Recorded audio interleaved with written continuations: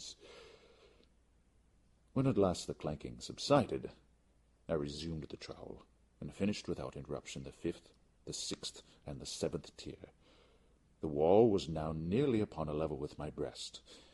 I again paused, and holding the flambeau over the mason-work, threw a few feeble rays upon the figure within. A succession of loud and shrill screams, bursting suddenly from the throat of the chained form, seemed to thrust me violently back. For a brief moment I hesitated. I trembled. Unsheathing my rapier, I began to grope with it about the recess. But the thought of an instant reassured me. I placed my hand upon the solid fabric of the catacombs, and felt satisfied. I reapproached the wall.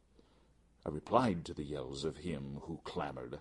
I re-echoed. I aided. I surpassed them in volume and strength. I did this, and the clamorer grew still. It was now midnight, and my task was drawing to a close. I had completed the 8th, the 9th, and the 10th tier.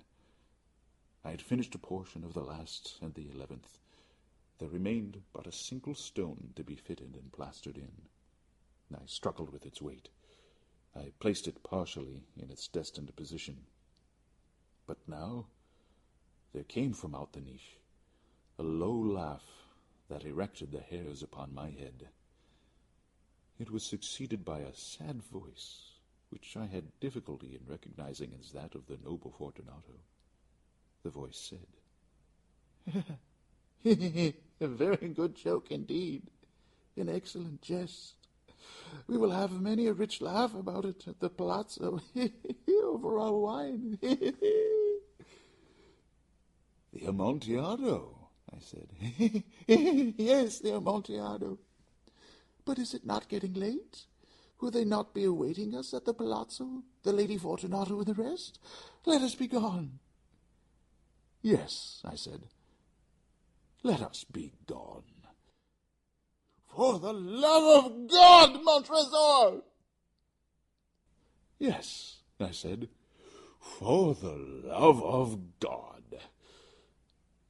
But to these words I hearkened in vain for a reply. I grew impatient. I called aloud, "Fortunato!" No answer.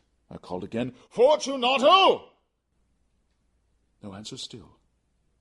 I thrust a torch through the remaining aperture and let it fall within.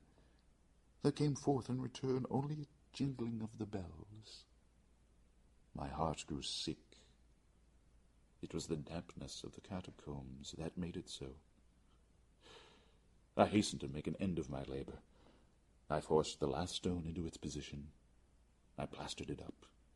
Against the new masonry, I re-erected the old rampart of bones. For the half of a century, no mortal has disturbed them.